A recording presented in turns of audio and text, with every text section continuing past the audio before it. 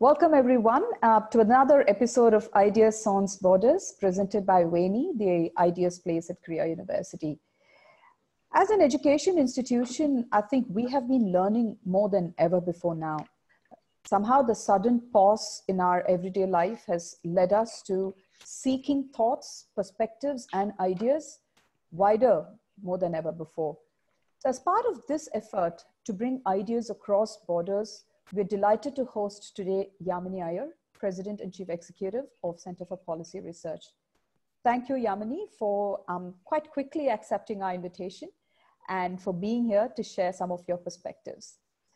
With that, I will hand this over to Akhila Ramnarayan, Divisional Chair, Literature and the Arts at Kriya and Curator of Culture at Kriya, to introduce Yamini and set the context for this afternoon's session. And we do look forward to a highly interactive and engaging session. Over to you, Akhila.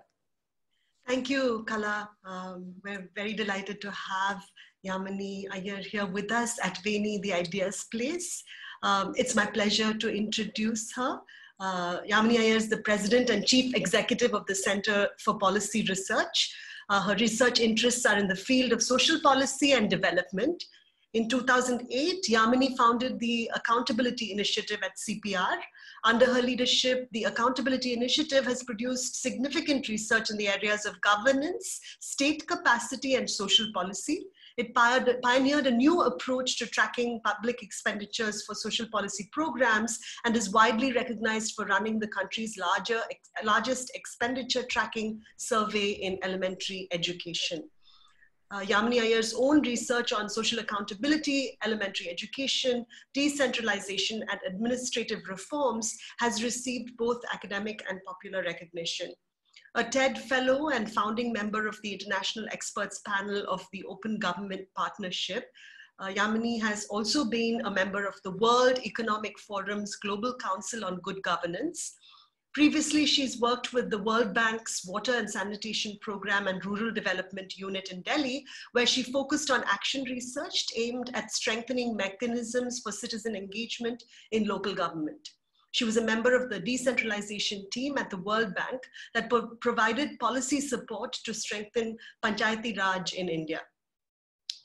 Yamini is an alumna of the London School of Economics, St. Edmund's College, Cambridge University, and St. Stephen's College, Delhi University. She's been writing a fiery, frank, and simultaneously grounded column in the Hindustan Times since the COVID-19 outbreak about the role of the state and policy in mitigating the effects of this global pandemic.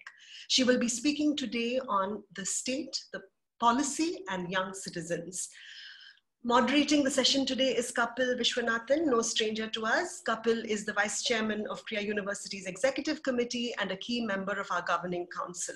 He was previously the founder and CEO of Lumina Datamatics, a content services company employing over 2,000 people across India, Europe, and the US.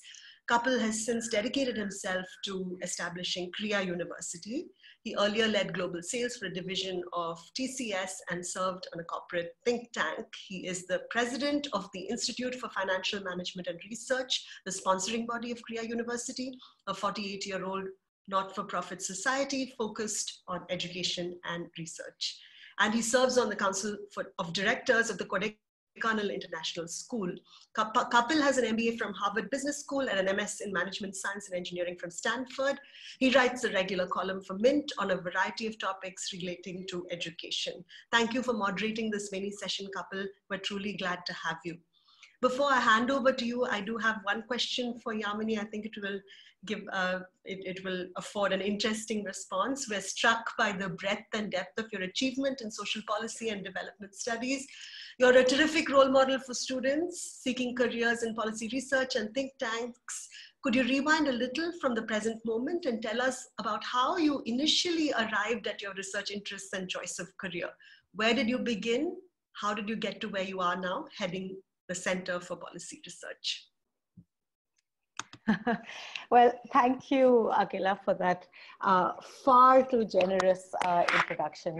I did want to say how absolutely privileged I am to have the opportunity to be part of the Kriya University ecosystem. I've been engaging with some of you for a while now, and Bishnu Mahapatra, who's one of my early mentors and supporters, who's played a crucial role in shaping my career, has ever since he joined Kriya, that tweaked my interest and excitement about the university even more. And in fact, we were in an email conversation just before things went out of control, and the hope was that I would be able to make a visit to Chennai sometime in April and actually meet all of you. So even though that couldn't happen physically, I'm really glad that at least we've been able to interact this way, and hope this would be the start of many future interactions. To my own career, gosh, it's neither been as illustrious as you say, nor as organized. I guess maybe the way to start is that I had always had a fair amount of interest in engaging in sort of questions of development and social change more broadly. Actually, my mother has worn multiple career hats in her life, but at one point she was a journalist covering rural India, and when we were young we would be dragged off in our summer holidays, holding on to her pallus, kicking and screaming wherever she needed to go for her field work, for her own journalistic reporting. And much as that was as children a rather painful experience, but that kind of exposure, I think, certainly shaped some understanding for me, in that I wanted to find a career in a way that would enable me to have a much better understanding of how different parts of the world live, and what are the levers for change and, quote unquote, progress.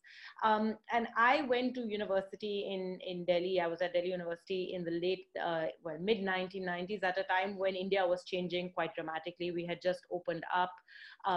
The Mandal Commission had just come in, so there was the whole nature and form of our public institutions was going through its own metamorphosis, and the kinds of career choices that we were made to engage with in many ways was much more open than perhaps the generation preceding mine, but much more limiting, I think, than what people have now. And there seemed to be, apart from sitting for the civil services, which I must say, I regret not doing. But it was sort of seen as, it was an option that was mostly a non-option in the context in which we were thinking about careers and the kind of advice we were given. And I wasn't really interested in going into the private sector, perhaps because of this sort of experience that shaped my mindset when I was younger. And so really, I began exploring the nonprofit field. It was also a very important time when the NGO space itself was beginning to open up and to thrive. And so I started in my early years, spending a couple of years with NGOs that were working mostly on, this was the time when the self-help group movement had really sort of taken off, which was sort of the microfinance movement. And there were a large number of nonprofits based out of Delhi that were working across the country on these issues. And through that experience, as I once again traveled around India, I realized that there was that civil society plays a really important role in its ability to bridge gaps where the government is not able to reach, but also its ability to serve as a voice to government and serve as a mediator between people who are experiencing government and the kinds of challenges they face, and government itself. And that led me to think a lot more about the nature of state-society relationships and how the process of mediation actually takes place. And I felt frustrated at one level with the nonprofit sector because there was something about the scale that didn't excite me enough. And so I thought, having spent a couple of years there, that it was a good time to go on and do the next step in my education. I started out with an undergraduate in philosophy, which honestly I only did because it was a classroom of 6 people. And I wasn't really thinking professionally. I was thinking this would be quite an experience to actually be. I was much better in a smaller group, and I was intimidated at the prospect of walking into college with 100 students in the classroom. And since this was a tightly contained 6 people, it seemed to be the kind of environment that I would enjoy. And so I did my undergrad not from a career perspective, but much more from how can I learn. And I'm well aware of the privilege one has, that I had to be able to treat my education as very differently to how many others have. And having finished my undergrad, I knew that I didn't want to become a full-time academic studying and teaching philosophy. And I was much as that was a very good training of the mind, my interest very much lay in the real world, and I wanted to get my hands dirty. And that's how the NGO scene seemed to be appropriate. But I did need after this experience and the next round of an education. And so I went to the LSE to do a degree in development studies. And I toyed quite hard towards the end of that degree with whether or not I wanted to go into full-time academia and do a PhD. But again, I felt my calling didn't lie in academia or research as much as in actually, doing on the ground work. I finished that degree and found myself in the Ford Foundation, where I not only had the privilege of being mentored by Bishnu, who really taught me how to hone my analytical skills and, more importantly, bridge that gap between the world of ideas and the world of practice. But it also was a very, very wonderful perch, because the foundation at the time, this was in the early 2000s, was engaging with almost every large and small nonprofit in India, financially supporting with them. And the conversations there were very, very important and useful to learn about the nonprofit sector as a whole, the role it plays, its strengths and weaknesses. And that experience made me realize that the international organizations, while they tend to be quite professional and they certainly pay well, I did want to be much closer to the ground. And my whole perspective on wanting to be in the development sector was very much about wanting to engage with the process of social change rather than facilitating and enabling, although that's such an important role as well. And so I then sort of flirted with the World Bank because the issue of scale was always on my mind. I think in another life and with other choices, perhaps I would have really quite seriously considered being, taking the UPSC and so on. And I was very, very lucky that the time I spent at the World Bank, I happened to work with 2 or 3 economists who really became mentors, and I learned everything that I didn't learn in the classroom. I learned from them as well. Lan Pritchett, Jeffrey Hammer, Junaid Ahmed, all of whom have been very, very crucial both in shaping my understanding of questions of accountability, of questions of the state, of the role that economists play in policy making, and the limits of what economists can do in policy making was learned. And also one of the advantages of being at the World Bank at that particular time was that I got to learn very, very closely how the government works. So the experience with civil society, with NGOs, civil society organizations, and the Ford Foundation made me better understand that the landscape of what mediates between state and market. But the experience with the World Bank gave me a much better sense of how the government operates, because you're negotiating loans and getting into the nuts and bolts of operations. But it was also a very important time globally in terms of how we were thinking about questions of the state. India itself was going through a very important and path-breaking moment of civic engagement and social movements that had pushed the government in the direction of, saying in a direction of articulating the importance of accountability and transparency in government as being so critical to ensuring that government works and that citizens are empowered to place their rights claims on the state. At the World Bank as well, this was a time when a group of economists also recognized that the cutting edge of citizen state engagements and the importance of citizens' voice and citizen participation in how the state functions is so very critical to actually getting the government to do the job that it is supposed to do, to fill the gaps that market failures bring to the table, and to ensure that governments function well. Both these things were happening simultaneously. India was sort of emerging as a pioneer actually across the globe of the impact of large-scale, long-term grassroots social movements now beginning to really shape the nature of government. And then on the analytical side, I was beginning to learn about this through the experience at the World Bank. And that sort of led me, it was those experiences that kind of brought me to a place where I felt that the best place for me was to blend my grassroots experience and interest in sort of being on the ground with my research interests. In 2008-9, the Center for Policy Research, which has actually been on the Indian policy landscape in its own way, filling these gaps, engaging with government, providing a certain kind of analytical support to government. And I'm sure we'll talk about that later, so I won't get into that now. But the institution I've now spent the longest part of my career at was in the process of re-energizing itself.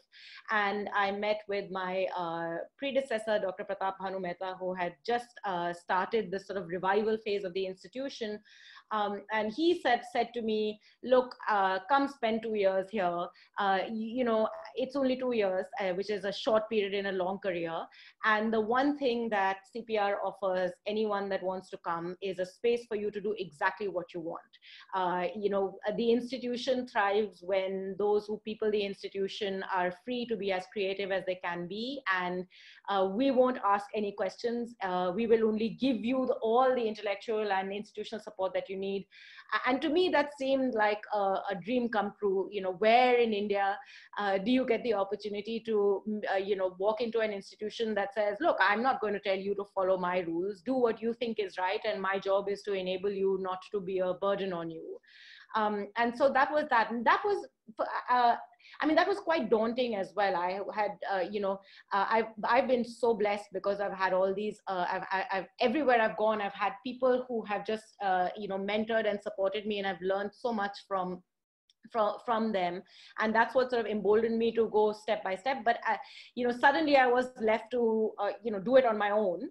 And that can be, and I'm not an entrepreneur by any stretch. I would never have been able to survive in an MBA class for a day. So this was a bit of a challenge, but there was something about the nature of the institution and the creative spirit that it imbibed, and the peer pressure that came with it of finding your way. And as luck would have it, we also managed to get financial support through various funding agencies, including Ford, no thanks to Bishnu himself, who were willing to take a bet and say, just experiment and see. And that was really where I was able to finally bring to the table all that I learned from being on the field and building it into a research and policy engagement. That's how the Accountability Initiative was born.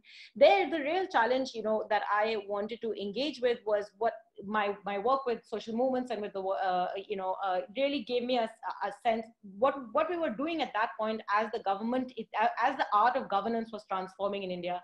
So we had a very strong understanding and a lot of robust action at the micro level, at the ground level. Then we had the sort of 30,000 feet World Bank kind of stuff that was working in the air-conditioned rooms of Delhi trying to shape policy. But there's this whole in between. And I was struck by how disconnected the groundwork, the high-end, high-level policy making was from this whole channel that, is actually the path between good ideas and implementation on the ground. And my sense was, which again came from trying to do things on the ground, was that that's the gap That's the state capacity gap that India really faces. And that's where we need to think about how we can take the world of research, the world of ideation, and the world of action into shaping and moving along that pathway, because it's in that pipeline that change really happens. So that's how I ended up where I was. And CPR, I grew with CPR, and when the opportunity came to lead the institution as a place that had made and shaped me, I couldn't refuse. Fascinating story.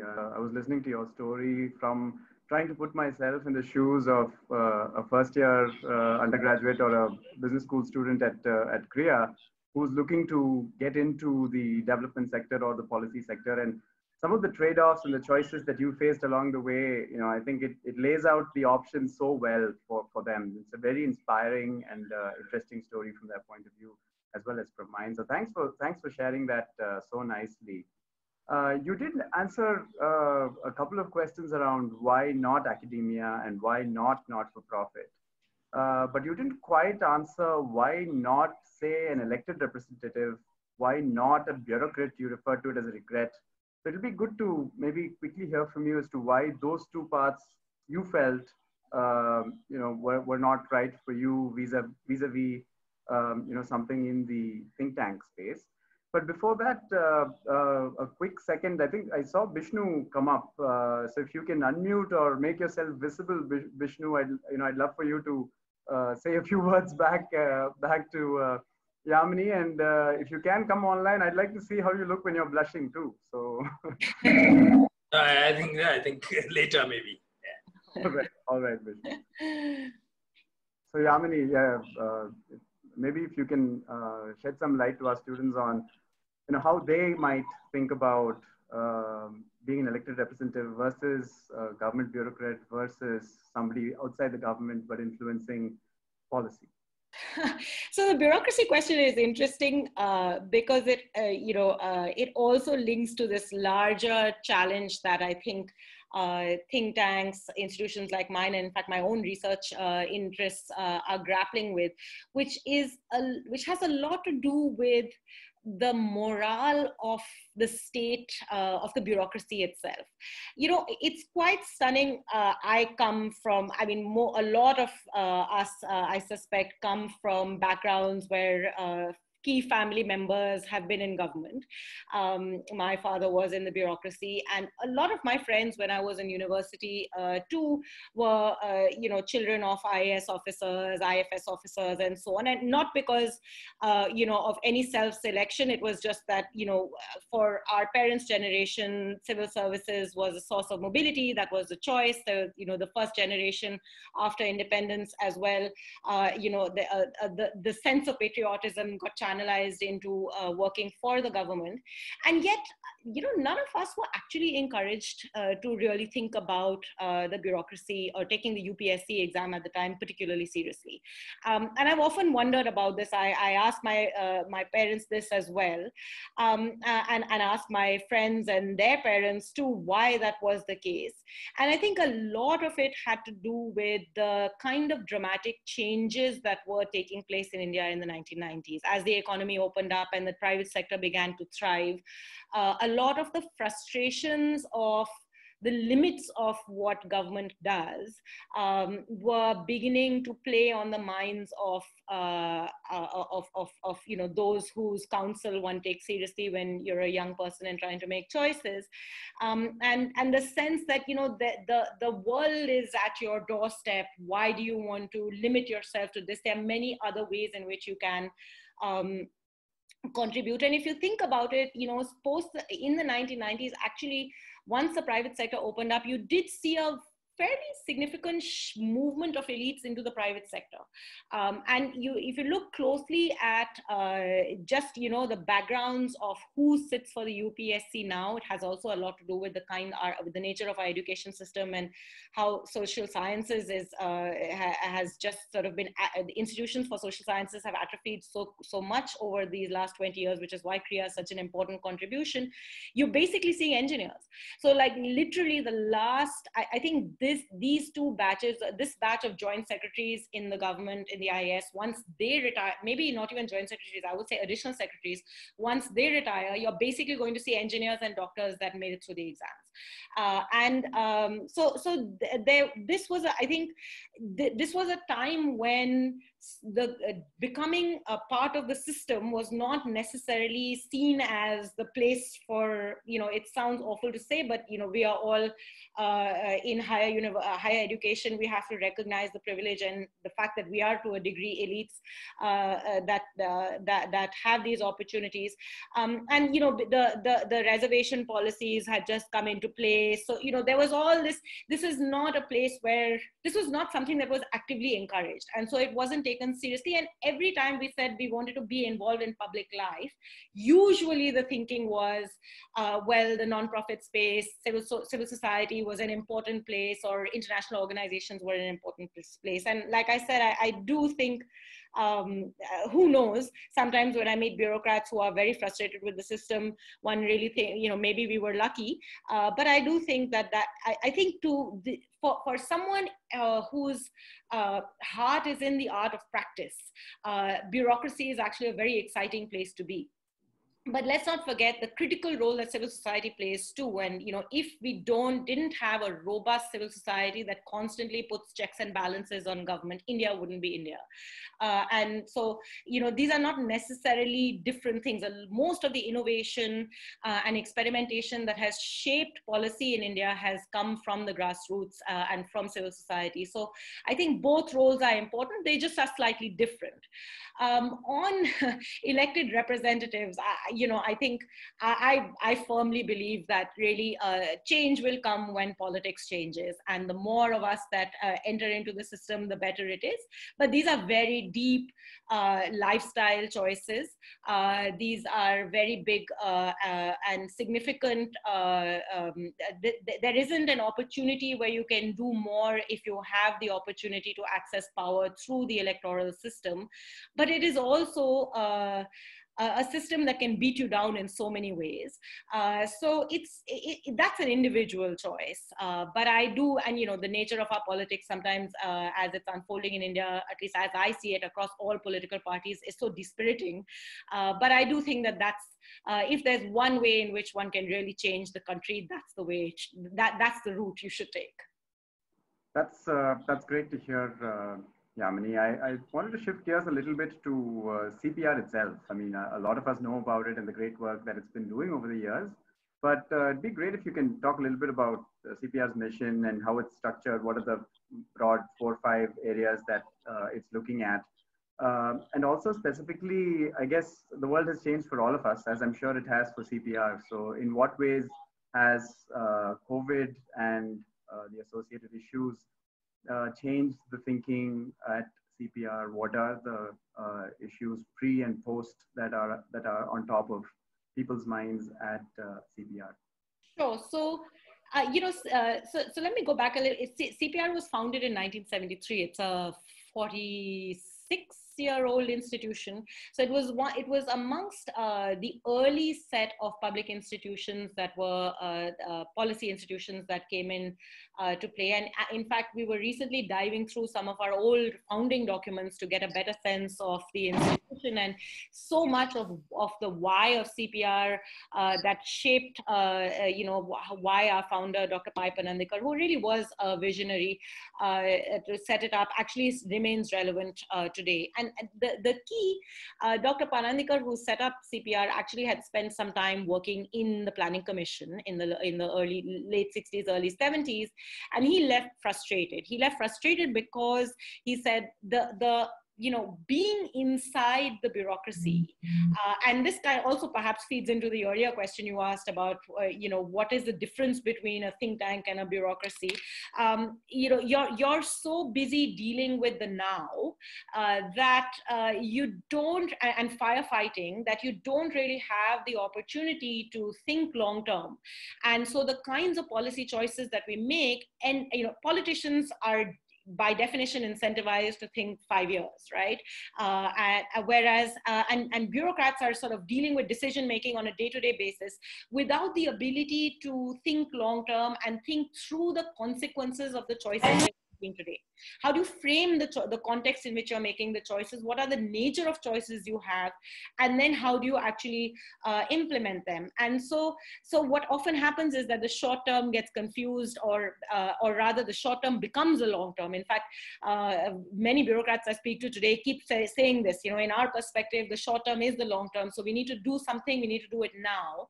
And that limits the ability of policy making to in fact genuinely be responsive to the challenges that it confronts.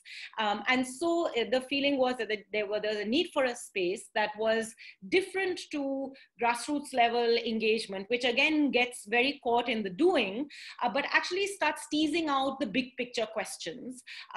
You know, and at that time, the big picture questions were very much related to the economy, related to industrial policy. What is the long-term thinking that we need to have, and what are the kinds of what is the kind of sort of knowledge ecosystem that you need to develop in order for bureaucrats to be able to make those choices. So the idea was that research actually forms a very critical core in this continuum of ground level action and decision making on the top, to actually pass out what we learn, build frameworks through which we can ask questions, and then actually offer a menu of choices that policymakers then can draw on to make the kinds of policy choices that they need to do. And I think that that still very much is critical to the challenges that policymaking faces today. Like all institutions, CPR evolved and changed over time. In the 1980s, as India was beginning to take slow but steady steps in the direction of completely reshaping its economic policy, various economists at CPR played a very, very critical role of being part of that ecosystem of ideas that were building the kinds of public debate and policy debates necessary to get us to a place where we ended up in 1991. In fact, Dr. Ishara Ahluwalia, who wrote one of her most critical books on industrial policy while she was at the center. And this was a place where a lot of the public debate on what is the nature of opening up, how that should take place, what are the trade-offs took place. And it also highlights, again, one of the most critical roles that think tanks and research plays in policy, which is of shaping ideas, which is of building the ecosystem and contributing to the public discourse in a manner that allows for debate and discussion on critical game-changing policy. So that in 1991, when the decision was taken to open up, there actually was a whole ecosystem that engaged in a debate, that laid out the contours, and that participated in different ways in that process. So the big ideas need germination. They need a space for public engagement, critical as well as complementary and collaborative with government. And that's the role that think tanks play. It's a very, very important role. How that role shapes over time depends on the political economy of the moment. And so, which is why the economy was a big focus in the 1980s. In the 1990s, most of your students were you know, just about being born, I guess, or not. But the 1990s were a very fractious time for India. Our politics was completely transforming itself. There were a lot of internal security issues as well. And that was a time when I think a lot of people at CPR began focusing a lot more on domestic politics and its impacts on questions of federalism, questions of internal security, and the nature of democracy. But like all institutions that stay on for long periods of time, you also go through moments of highs and lows. The late 1990s to early 2000s were a period of atrophy for CPR. We had a leadership change, and the institution was trying to reconfigure what role it needs to play in the policy landscape. This was also an important time for India because, one of the downsides of opening up is that we did not pay enough attention to core public institutions, and the biggest victim of that was India's higher education. I think the very logic for why CREA exists today is actually coming from failures that in India from of the 1990s and 2000s, and it was big. And in in many countries, universities play the role of creating research centers that are building ideas and engaging in dialogues with policy making. But as the university system in India, for the social sciences in particular, began to start fraying, there wasn't an institutional home for this. And many academics too were looking for institutional homes. And so that's kind of the role that we began to fill in the 2000s when Dr. Mehta came. I think it was 2004 or 5, he took over the center. And what was particularly important is that as a center, it was originally pretty much the home of retired bureaucrats and some younger scholars. And all of these were really, really people who had really shaped the landscape of Indian governance over the course of their careers as bureaucrats, and were now contributing in their role as thinkers and policy practitioners. But it did over time take on the shape of being a place where lots of gray-haired people would come, and not really a place for thriving young people. And what the board of retired civil servants and luminaries did in the mid-2000s, I think, was truly transformative and really important when we think about the challenge of institution building, which is that they said, let's just take a bet on a young person and see what they can do. So they were looking for someone to head up the institution who was the exact opposite from them, not bald, not gray, in fact, jet black and shockingly young. And they made a bet in Dr. Mehta, who had a very illustrious academic career, but hadn't yet even headed up a department in a university. At least I think, I could be wrong on that, so don't quote me there. But certainly didn't have a long institution building history.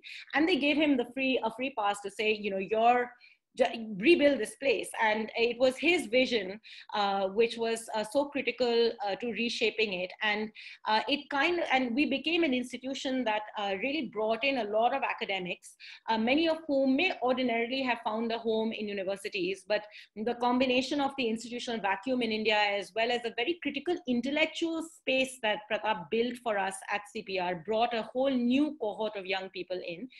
And much of what we were doing was serious academic research that you would usually find in universities. So peer-reviewed journals are really the gold standard on the basis of which we all measure ourselves still today as an institution. But of course, we recognize that we were not just a ivory tower academic institution. The research work that we do gives us legitimacy to engage in, really public service by participating in work with policymakers. And the kind of policy, what policymakers needed also had shifted by then. And that stays relevant today, perhaps even more relevant, which is as the Indian economy opens up and Indian society goes through such a major transformation, the nature of bureaucracy, as I said in my earlier remarks about elites moving out, bureaucracy itself changing, the need for more specialized technocratic expert knowledge in certain fields, whether it's climate change, public-private partnerships, complex financial markets, international relations, this need starts becoming much more critical for policymakers. And so they reach out to organizations like ours. And actually, when you talk about bureaucracy in India, you often hear people saying things like, we have no experts, it's all generalists, we need to get lateral entry, let's bring in the private sector.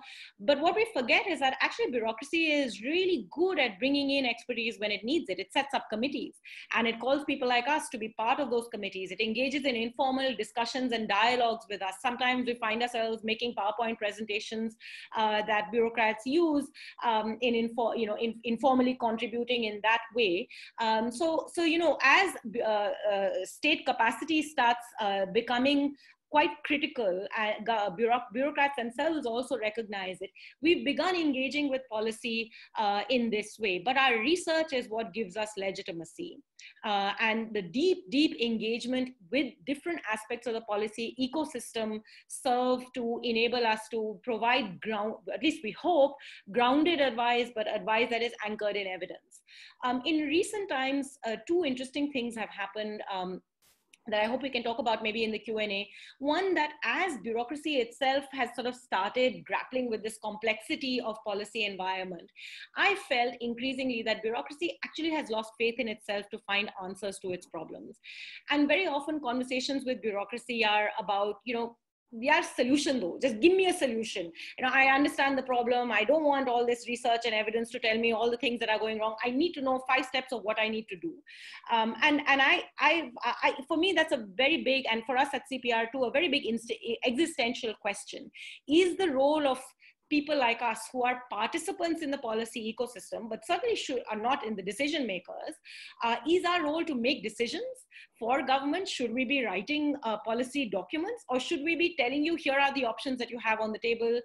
You are an elected body in a democratic country. You make the decisions. Our job is going to be to ensure that you have the knowledge that you need, and we will engage with it in the public domain, critiquing it, supporting it as necessary. And that's, I think, something to think much harder about in terms of the role of these conduits in the policy and implementation ecosystem. And it also tells you a little bit about the morale and how government is thinking about its own itself. The other thing that I think is very important is that, as across the world and in India, no doubt, politics has become so polarized, and debate and discussion, loses, evidence just disappears, and the boundaries between ideology, politics, and debate start getting so blurred that we began to feel there's a really important role for institutions like us to play in holding the gold standard of what evidence-based, argument-based public discourse should be about. And that's one of the reasons why CPR colleagues engage quite regularly in public debates, whether it's through mainstream newspapers or through seminars, discussions like this, and other fora. But that's, again, something that we believe is really, really going to be one of the most important pillars of what shapes the future of our democracy. And as public institutions, we have to play an important role. All of this sort of comes together to answer, Kapil, your last question. The world, the policy world with COVID. It's a moment that is so transformatory in so many ways. And we've also been trying to figure out how best to balance the need to keep the public debate and sort of hold the mirror on the implications of the kinds of policy choices government is making on the everyday lives of all of us and the rest of, and the country at large, but also being able to use our skills to find ways of complementing the kind of support that government actually needs. So what we've been doing, apart from, I'll make a cheap plug here for our new COVID website, but for all you guys who are interested, do visit our website. It's on www.cprindia.org/COVID-19, just to get a sense of the range of sort of writing and podcasts, etc., that we are doing on different aspects of the subject. But we've also been engaging informally and formally with different state governments, trying to understand what are the kinds of gaps they are facing, what are the kinds of questions they are struggling with. Often, people just want to share their ideas, but this is also a critical. Crises often create opportunities, and we also feel this is a critical time to remind government of many things that need to be done, that are relevant to the future of policy making, not just from the point of view of dealing with the immediacy of COVID, but of creating a more transparent, more institutionally robust policy environment. And so seeding some of these long-term ideas into government is also a role that we are beginning to play. Very well laid out, Yamini. I think it was great to hear about sort of the evolution of CPR and some of the inflection points along the way. I wanted to, pick on, and feel free to duck this question if you must, but you alluded to a couple of things around ideology, as well as, the gray area between policy thoughts and execution, being a think tank and execution. Do you find yourself often being, or sometimes being, in positions where where the government wants you to say what they want to hear? And in these situations, what do you do? So yeah, absolutely. I think you know, the question of doing versus thinking is in some ways a much harder one to answer, in the sense that, you know, institutions have roles to play, and it does worry me, you know, there are many institutions that are now reshaping themselves and calling themselves do tanks. Now, this is perhaps a very sensible thing to do because that's your market, that's the ask that is coming of you, but you know, it does raise the question of what is the role of institutions like ours, and should we be, you know, even if that at the risk of not having a seat on the table, should we be true to the role that we want to play in this continuum of research to decision making and impact. And by the way, let's not forget that all of us are also living in the real world where money matters and money talks, in the sense that you know, funding is required to do research. It's an expensive exercise, and you know, you need to be able to ensure that you know, you're able to pay salaries and do field work. And the funding world too, you know, especially I think with the coming in of all these Silicon Valley funders, from the Gates Foundation to so many others, they look at the world like engineers do. And it's sort of, you know, they're even though they recognize that it's now not linear, but there is a relationship between putting money into something and then getting something very concrete outside of that. And so this question of impact keeps coming up again and again. When we talk to people for financial support, for philanthropic support, for us to do research. And it's not an easy, straight answer. Sometimes you do go into the role of doing simply because you need to build relationships, and you need to learn yourself to be able to be better at the kind of advice you will be willing to offer. But you know, one has to understand what one can contribute to.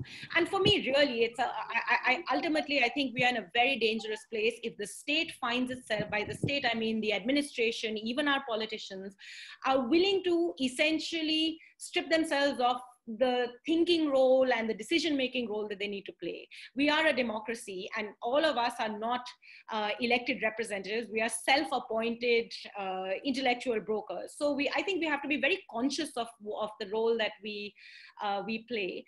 To your question of, you know, the difficulties of negotiating relationships with government, especially in very polarized times, that's again something that we think about a lot. But I feel that if as an institution you can't hold on to your value systems, then you're not playing the role that you have to play. And often that means that you lose friends along the way, but you have to do it with responsibility. So you know, two important things: CPR's core value system is that we don't actually have an institutional view. So it's entirely possible for my colleagues to completely and entirely disagree with me. And they're willing to engage in a debate with me to the extent that I'm able to defend my position, and not by screaming and shouting, but by being able to engage in a rational argument. So it sounds very fuzzy, but it is an implicit norm that helps us navigate this. So, you know, we say what we need to say, but we do it in a way that doesn't, you know, we're not screaming on television, or, you know, we're not being polemic, but, you know, if you have to say something that is not going to be palatable to the powers that be, I mean, and you choose not to say it, then you're not doing your job. Yamini, we could continue having this conversation as we would have if I was dropping you back at the airport from campus, but we have half the time. So I think with about 10-12 minutes left for questions from students, I'm going to ask Kala to maybe pick out 2, not more than 3 students, questions from the students, which Yamini can get to before we wrap up. Sure. Thank you, Yamini. I mean, that was elaborate. So I think to a great extent, usually we'd see a flurry of activity of questions, but I think what you touched on are some of the top questions that students might have had. And you seem to have touched on a fair bit of that. I'm going to ask this question. You might have slightly answered it, but just more directly, this comes from Ananya Raju, who's an undergraduate student. And the question is, as someone who has critically looked at the career progressions through the 90s, how do you envision the future in terms of the relevance of different careers to the sector? As in, what would happen and what would be the influence of private sector and academia on policy particularly? Sure. I actually think actually the private sector is now becoming such a central player in policy that you walk into any government office and you're going to find PwC and KPMG and McKinsey and you know you can literally, you don't have to look very far because everybody it's visually so interesting. Everyone's dressing differently. So the bureaucrat it will be in a sari and a salwar kameez, and the private sector will be in a nice suit. It's actually quite interesting about the sociology of government and how it's changing along the way. So this is becoming a very new space. There are these new boutique consulting firms that are beginning to play quite an important role in filling gaps of capacity within government. Again, just like I talked to you about the existential crisis that we or I face as a policy researcher, I do think that this is something that we need to ask more questions about. Again, it fills a very critical gap inside government, a capacity gap. Private sector also comes with a different kind of incentive structure and capability that gets things done and moves along very quickly. But I do worry when you go state by state by state and you see critical parts of government functioning being outsourced to KPMG, PricewaterhouseCoopers, and so on, in terms of what that means for the future of the state and the future of state capacity. But this is a space that simply didn't exist in the 1990s. The other space that I think is very exciting and relevant today that again is new is that I'm seeing a lot of governments at the local to district all the way to state governments opening out these governance fellow kind of positions where young people are going and supporting bureaucrats in different ways and forms, filling in gaps. Many go on to take the UPSC, others go into different kinds of careers. So actually this is quite an exciting and thriving moment. I think the future of policy research or public policy engagement is going to change very quickly. And there's a lot of opportunities that will open up. My only plea is, if you do go into a career in public policy, please spend some time doing grassroots work in some way or form. Don't escape the field. Without that, and you don't have to do it forever, but without that, you will fall into the trap that many policy research and think tanks tend to do of being an ivory tower with no reality check. So spend 2 years out there in the field, even if you're doing your PhD, it'll make a world of difference. I'm glad you touched upon that, because something that we are looking to do, especially within the undergraduate curriculum, is at the end of the first year for students to look at grassroots level impact of what they've learned, and not so much volunteering, but it's about, how do you put some of the design thinking aspects at that space into this impact space. Let me quickly unmute at this stage Bishnu. Bishnu, if you could unmute yourself, if you can. Yes, I can. Okay. Thank you, Kala. Yamini, I'm delighted that you agreed and this conversation is going on. You know how proud we are of your work, accountability initiative at CPR. We learned a lot from the work that you and your team did for a number of years. I have two questions. One, there was a time in 1990s and 2000 till 2010 or so, people have a lot of hope about the accountability agenda itself. And it's a very tough line of work, we all know, even though it's a democratic setup within which we are talking about accountability. It has been a tough line of work. I just wanted you to say, tell us whether one or two opportunities that we still have in terms of pushing that agenda, and also one or two tough challenges that we encounter today while we talk about accountability. And the second question that I wanted you to tell briefly for our students, there are some students, in fact, quite a few at CREA, those who really wish to connect to the civil society world. The civil society world is also rapidly changing, and it's very different from what it was in 1980s, 1990s, and so on and so forth. So what would be your kind of advice, how best to go about students establishing their connection with the civil society world? But thank you very much for coming and sharing your experiences. Thank you, Bishnu, and trust you to ask me the toughest question there is. Is there hope about the accountability agenda? Yes and no. I think the hope comes from two dimensions. I think one of the missing links in the accountability narrative for India as it unfolded in the 90s and 2000s is that we paid,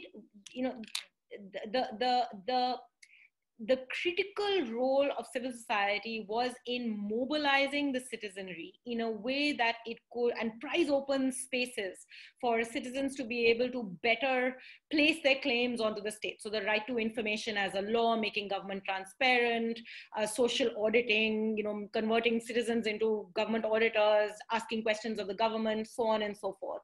But relatively less attention was paid, I think, on that conduit. What is it that we can do to move the needle on how the bureaucracy is organized and functions to be able to make it more responsive? So it is almost as though the accountability agenda was peering into the state saying, I want you to be responsive to me, but the state was not being able to reorganize itself in a way that it could be responsive. And we kept thinking that technology was just going to be this mother of all solutions, and as soon as you plonk in some money into people's bank accounts directly and get rid of all the bureaucrats, corruption will dissipate and the system will be more transparent. But experience tells us otherwise. And I think that there is a recognition, I'm seeing this again and again inside bureaucracy, that the way in which we are organized and function, it's just simply not going to cut it going forward. That administrative reform is critical and it's something that needs to be put on the agenda. So I'm hopeful that that gives us an opportunity to really have a conversation about a much more, from a much deeper, and it's almost too analytical for the world of bureaucracy, but it's a question we have to ask ourselves. What is a bureaucracy that actually is deliberative, that works towards consensus building, that engages with citizens in order to be responsive to them, look like? So, what should the level of power be inside a government system? What is the role of a block level officer in this context? How do you engage with NGOs? So I think it prizes open an opportunity. The other source of hope I have is, we've all got overwhelmed with COVID, but lots of important things have happened in India in the last 4 months, 5 months. Actually, the last year has been so critical for India. But in these last, from December onwards, the outpouring of young Indians holding on to the constitution, I think that for whatever else you may think about, the nature of why these protests take place, just put that aside for a moment. Let's not talk politics. Let's just remember that this is the first time, certainly in my entire life, that the Constitution came alive, and that actually holds the key to what makes for a more participatory, a more politically engaged, and therefore a much more accountable democracy. So I see some hope there. Maybe it won't change our politics today, but the fact that so many students became so actively engaged with questions of politics and actually opened the Constitution and learned up the preamble is a very, very important source of hope. I hope that gets channelized effectively. Young people wanting to engage with civil society, the civil society landscape, as you rightly said, Bishnu, is changing a lot. Our current political moment is actually closing off a lot of spaces.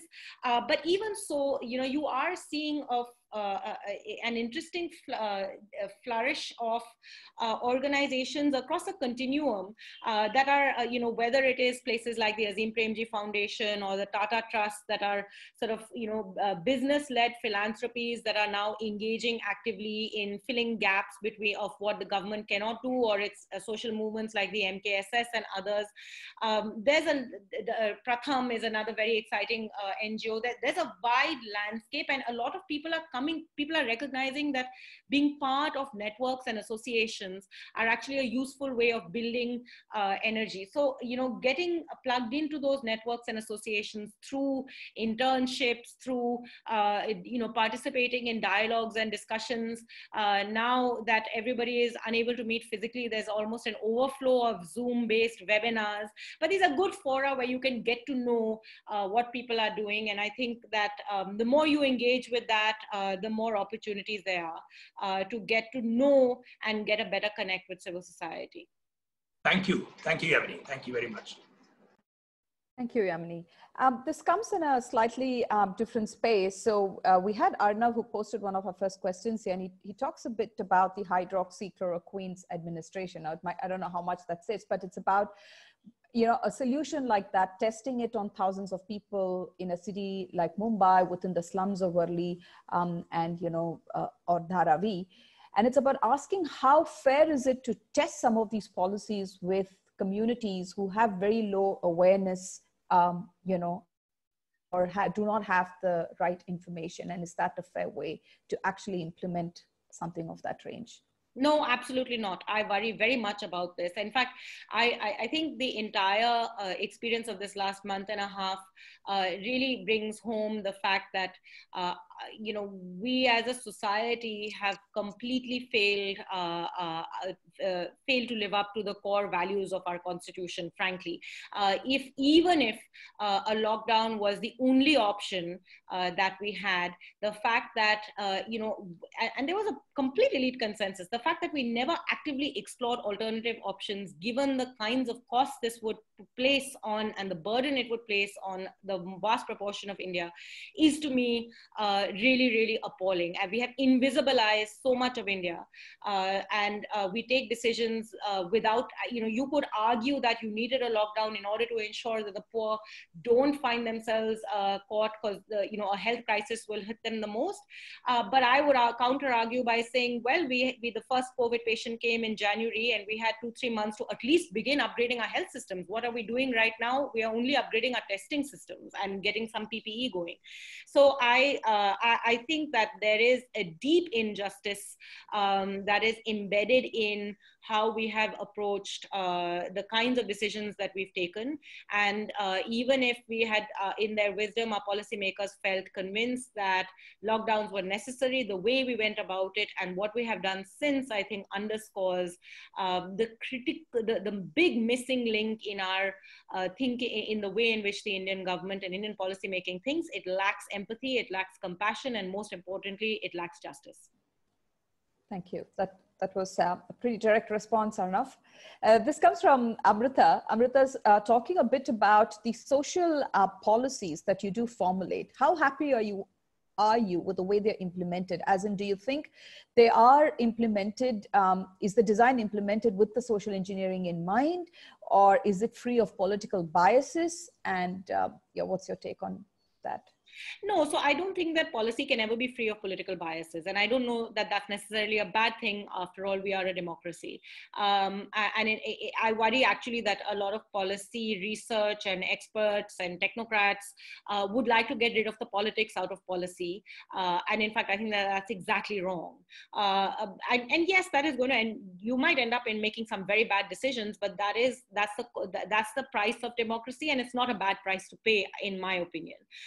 Having said that, I think you've no doubt hit on the critical issue of implementation. In fact, this whole, all that we were talking about on accountability and so on, very much comes from that. You know, why is it that the Indian state is simply not able to get things done, which is a conundrum and a puzzle that we've always, I mean, just look at COVID, right? Like, we haven't been able to strengthen our health systems. We weren't able to get testing kits and PPE sorted out quickly. But here's what we did do on the day that we were all supposed to switch off our lights and light a candle. The entire power bureaucracy working on the power sector in India was faced with a formidable challenge, and they came out of it looking so good because they spent 3 days preparing. So we can do some really crazy things, and then there's all this regular stuff that we can't. So, you know, in fact, when we were shut down, I thought, oh, this is great. I can finally write that paper that I've been struggling to finish for a long time. And then COVID took over my life. But the paper is essentially based on trying to ask and answer this one puzzle that I hear very often from bureaucrats. We can do things in mission mode. We can do things in camps. We can do things for short periods of time. We can run elections. You routinize that and make that part and parcel of what we have to do every day. We can't. And I think that, and you know, one bureaucrat described it as a sort of, this is the opening line of the paper that I have the first paragraph of, which is a bureaucrat telling me that, you know, we are just a burial ground of pilots. We can do small things everywhere, but scale up, you know, we just are able to do. And that, I think, is the big governance challenge that India needs to solve. Thank you. I know we have spilt over, and we do have one last, and I'm going to close with that. And this is really at the ground. I think on behalf of many students there, Advait does post this, that I'm a student and I am interested in pursuing politics and economics, and I want to, you know, intern and get involved in organizations that understand the ground reality better, some that you've already said. How do I get started? How do any of these students to get a better taste of what kind of skills are required and how can they contribute? Where do they get started? So, like I said earlier, find a place where you can do field work. There's no better grounding than that. You may eventually reject it, that's fine, but do field work. And I would say, make yourself available, you know, look around at NGOs that are working in interesting areas in the field in different parts of the country, and there's no dearth of them. There are now so many organizations actually that serve as conduits for interns and things, and I can do some homework. I'm a little dated on this, but I can do some homework and find some things for you. But you know, the one thing that all nonprofits in India struggle with is talent, and you know, especially free talent or relatively inexpensive talent, because budgets are always limited, and it's going to be much tighter going forward. So you know, use your summers well. You know, there's also a lot of research studies that go on. To participate in research surveys is a very nice way. The annual ASAR survey that takes place, you know, they usually look for civil society organizations to go out and do those surveys. I learned a lot from being a participant in those surveys. Back in the day, you really get into the middle of nowhere and look for students and talk to children and spend 3-4 days in villages at a time. So maybe participating in some of those would be a really important learning experience. So don't make the mistake of wanting to do an internship in places like mine, in places like CPR. I'm very happy to have all of you there, but I think the downside of that is that you don't get like rigorous ground level experience, and that's what you should look for at this point. But of course, any way in which CPR can help, we're here. Thank you, Yamini. I know we started that conversation and we do look forward. And you had placed that very nicely in perspective when we first got talking. You said, let these students finish their first year, get their grounding, major in their second year, and that's when they add better into organizations like yourselves, because then they get better perspectives. And you know, I think starting from our first conversation is when we started thinking about the social impact and say, would it be better for students to understand ground realities and the real challenges that the country faces before they start, you know, working in corporate sectors or think tanks of the sector. So thank you so much. I think that was absolutely fabulous. I'm going to call back Akila into this and you know, get her to give some of her thoughts and wind this up for us. Akila? I'm just handing over to Kapil. Kapil will do the honors. Perfect. Okay.